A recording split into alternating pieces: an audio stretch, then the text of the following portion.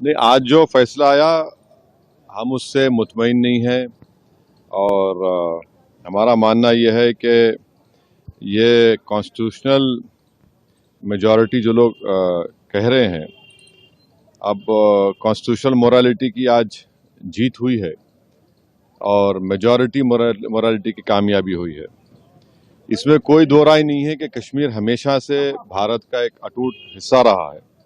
But अटूट हिस्सा जब हम कहते हैं तो उसका जो रिलेशनशिप है यूनियन से, उसको तो आप डिनाई नहीं कर सकेंगे। और ये जो कॉन्स्टिट्यूशनल रिलेशनशिप कश्मीर से यूनियन का रहा है वो परमानेंट हुआ है।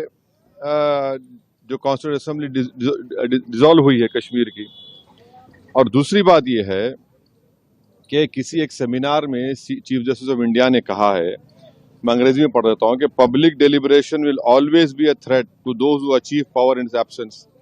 अब क्वेश्चन ये है कि जब आप एब्रोगेट कर रहे हैं स्पेशल स्टेटस, पूरे स्टेट को कर्फ्यू में लगाकर 356 लगा दिया आपने, इलेक्टेड असेंबली नहीं है, तो फिर कश्मीर में डिलिबरेट किसने किया बताइए हमको, किसने क्या डिलिबरेट किया?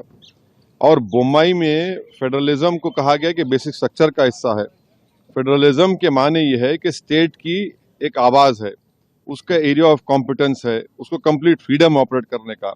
अब पार्लियामेंट कैसा बोलेगा असेंबली के लिए? और पार्लियामेंट और कैसे पार्लियामेंट एक रेजोल्यूशन पास करेगा जो असेंबली को पास करना था? तो मेरे नज़र में 370 को जो एब्रोगेट किया गया है ये वायलेशन है कॉन्स्टिट्यूशनल मोरालिटी का। और जो एब्रोगेशन, बाइफर्केशन और डाउनग्रेडिंग हुआ है एक स्टेट के यूनियन टेरिटरी का, ये तो बहुत बड़ा धोखा हुआ है जो हमने कश्मीर के अवाम को वादा किया था। मैं पहले भी कहा हूं, आज भी कह रहा हूं कि अब ये तो लेजिटिमाइज हो चुका है कोर्ट से, तो कल बीजेपी को कोई नहीं रोक सकेगा चेन्नई, कोलकाता, हैदराबाद और मुंबई को यूटी बनाने के लिए। और इसका सबसे बड़ा नुकसान जो होगा आप देख लेना फ्यूचर में, डोगरास को होगा और लद्दाख के बुद्धिस्ट को होगा। वहां पर डेमोग्राफिक चेंज होगा। अभी से आप देख रहे हैं कि जम्मू में जितने राइस मिलें थी वो डोगरा के लोग हाथ से निकल गई। और लद्दाख में आप देखेंगे बहुत बड़े पैमाने पर बुद्धिस्ट लोग नाराज होंगे और वहां पर डेमोग्राफिक चेंज होगा। सर, दो सवाल हैं। आपने ये बात कही कि दूसरे शहरों में भी ये काम